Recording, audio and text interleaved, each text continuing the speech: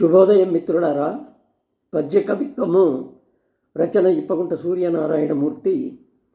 శీర్షిక లక్ష్యము. తీగలువారు జీవితము దీర్ఘ ప్రయాణ విశిష్ట లక్ష్యము. త్యాగ నిబద్ధ భావనల తాలిమి నింపుచు సంఘమందునన్ భోగపరాయణము విడబుచ్చిన సొంత ప్రయోజనముతో యోగము దేవుడిచ్చుగద యోగ్యము మానిసి కగ్గమైనదవు. మిత్రులారా, ఈ పద్యభావము తీగలు వారు జీవితము అంటే బాగా వ్యాపిస్తున్నది. మన జీవితం ముందుకు వ్యాపించుకుంటూ వయసు పెరుగుతూ పోతున్నప్పుడు దీర్ఘ ప్రయాణ విశిష్ట లక్ష్యము. ఈ దీర్ఘ ప్రయాణంలో ఒక విశిష్టమైన లక్ష్యాన్ని మనం ఏర్పరచుకుని ఆ లక్ష్య సాధన కోసం మనం ప్రయత్నించాలి. త్యాగ నిబద్ధ భావనల తాలిమి నింపుచు.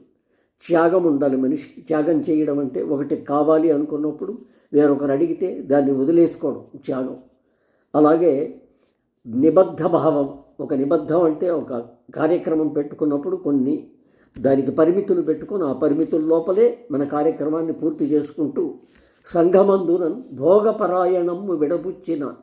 భోగము అంటే ఏదో ఒక ఆనందమయమైనటువంటి ఆ ఆనంద సుఖం, ఆ సుఖాన్ని కోరడం. ఈ భోగపరాయణము దాన్ని కొంచెం వదిలిపెట్టి సొంత ప్రయోజనముతో కొద్దిపాటి ప్రయోజనంతో యోగము దేవుడిచ్చు కదా. ఆ విధంగా మనం గనక చేస్తే యోగము అనేది దేవుడిస్తాడు. ఆ యోగము అనేది ఏంటంటే అపూర్వమైన వస్తు ప్రాప్తి లాంటిది. అది ఏ రూపేణా కావచ్చు.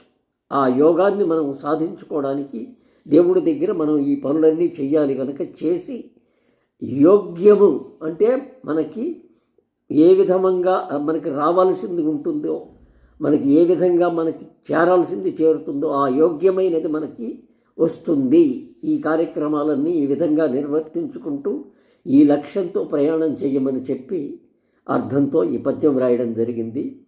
మిత్రులు అర్థం చేసుకొని నన్ను ఆశీర్వదిస్తారని కోరుకుంటూ సెలవు తీసుకుంటారు.